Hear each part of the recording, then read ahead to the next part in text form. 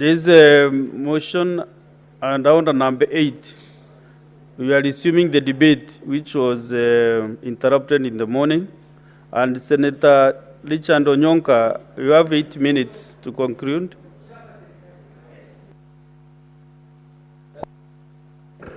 Thank you, Mr. Speaker.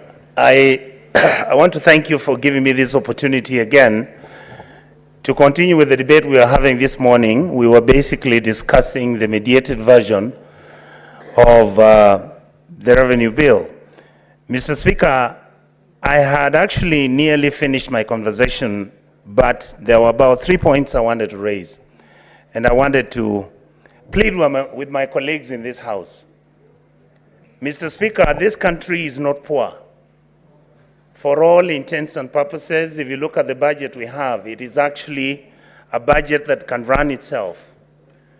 The amount of money that county governments are getting, if you look at the total amount for the last 10 years, from the auditor, the controller budgets reports, and the Auditor General, the amount has been about 1.6 trillion shillings that has gone to the villages, Mr. Speaker, presumably. But during this time, this is when again the disease that we suffer from as a people, where we consider that personal success is really the driver behind the change that we need in Africa, or when we continue to think that we need to solve the problems we have and we think outsiders are going to solve those problems for us. Mr. Speaker, the amount of money that governors have received in the last 10 years since the promulgation of the Constitution has been money that by now would actually have made Kenya a very successful, developed African country.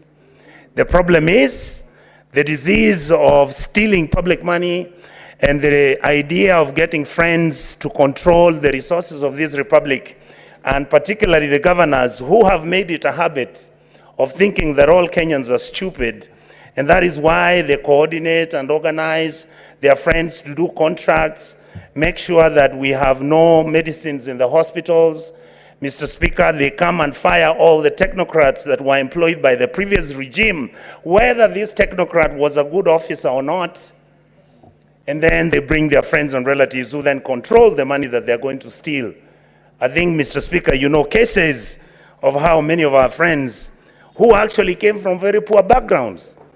Mr. Speaker, there are candidates who have run for governor who are basically people who came from very humble backgrounds. And you would think that individuals who've been exposed to this kind of life of denial, a life of rejection, would pick this country up and put it together and make sure that we spend the resources we are supposed to try and change the trajectory of where this country is going to. Mr. Speaker, what do? Of course, then we take everything. You find our hospitals don't have medicines. The roads are done poorly, because then we find, even as I speak, Mr. Speaker, like in my county, Kisii, it is the Chinese companies that are doing roads when the locals have nothing. And then when governors are being told to pay the pending bills, what do, Mr. Speaker? They void more than 1,900 payments under the IFMI system. How can you void government payments 1,600 times? It means you are stealing. And then, Mr. Speaker, the EACC, which is the institution that is supposed to manage our bad manners and the stealing we are doing, they are all compromised and they keep complaining that I'm hitting at them. I hope the new director who comes is going to pick up his bootstraps and do something, because, Mr. Speaker, our country is hemorrhaging. Governors need to know we are their friends. We are willing to add them more money. Members of Parliament must understand we don't want to take their kitties, but we are behaving badly. We are misspending state money. We are misspending the resources which we need to help our most vulnerable people, and we are behaving as if nothing is happening. Mr. Speaker, we have the capacity, but we refuse to accept our capabilities. I want to say that I hope that we will bring legislation with some of you members who have really been wonderful, so that we can close the loopholes where this money is being stolen from and where it's stolen through. And Mr. Speaker, I listened to the presidential speech the other day. How I wish he would have said we have at least 20 names of individuals that have already been arrested or we are arresting because they have stolen tons of money from our poor people. But we never listen to that because it's not important. We only react when the Gen Zs get to the streets. And we are saying, Mr. Speaker, like me, I am not anti-government. All these guys in government are my friends.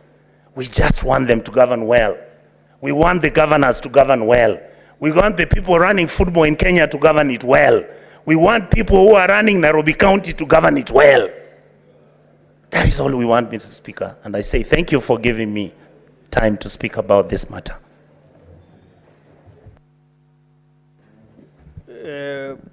On my screen, I can see some of the senators who contributed in the morning, like Senator Chalagay. Did you contribute? You are? Senator Haji Mohamed? Asante Mheshimiwa Spika mimi kunipa fursa hii pia kuongeza kauli yangu kuunga mkono ripoti ya uwiano kuhusiana na sheria ya ugawaji wa pesa.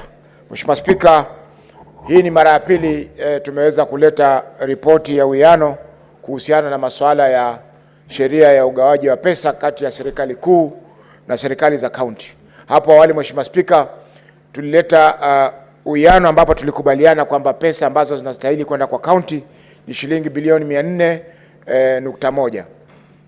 Mheshimiwa Spika, ripoti pia imesema kuwa tumeweza kukubaliana kwamba shilingi bilioni 387 ziende katika kaunti zetu.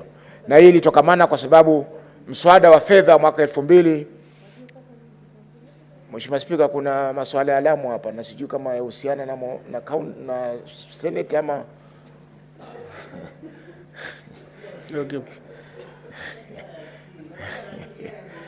Leo malizie. Asante Mheshimiwa Spika. Ilikuwa alamu inachamka hapa. Kwa hivyo Mheshimiwa Spika, ni kwa pesa zimepunguzwa tena mpaka shilingi bilioni 387 kwa sababu ya kuondolewa kwa mswada wa fedha wa mwaka 2024 kutokana na maandamano ya Gen Z na mambo mengine. Mheshimiwa Spika, la msingi hapa ni kwa lazima pia kaunti zetu zijue kwamba fedha kutoka kwa serikali zinakwenda zikipungua. Japokuwa fedha zinaongezeka kwa kiwango, kwa mfano tumeongeza mwaka huu bilioni 2, lakini tukiangalia katika masuala ya asilimia, zile pesa ambazo zilitoka katika serikali kuu kuja kwa kaunti mwaka 2013 mpaka sasa zinateremka chini. Hii ya sasa nafikiri ni asilimia 13 ama 15 ambaye zile pesa ambazo kutoka mwanzo ziliweza kutolewa. Kwa hiyo Mheshimiwa Spika, ipo haja ya kaunti zetu kujaribu kuingia mifukoni wao wenyewe, waokote zile pesa ambazo natakana kuokota. Kama ni masuala ya kuleta mifumo ya kiteknolojia ya kuweza kukusanya pesa, ifanyike hivyo ili pesa zinazokusanywa katika kaunti, Mheshimiwa Spika, ziwe zinajulikana na vile vile pia zinatumika kwa yale matumizi ambayo yatasaidia maendeleo katika kaunti zetu. Mheshimiwa Spika, haiwezekani mpaka hivi sasa kaunti nyingine bado zinaokota pesa kwa mkono. Mtu anatoka asubuhi na vitabu 10 akiregesha labda vitabu 2, pesa ambazo amekusanya hazijulikani na wala hazifanyiwi hisabu na haziingii katika hesabu za auditor mwisho wa mwaka. Kwa hiyo Mheshimiwa Spika, lazima katika ile tunaita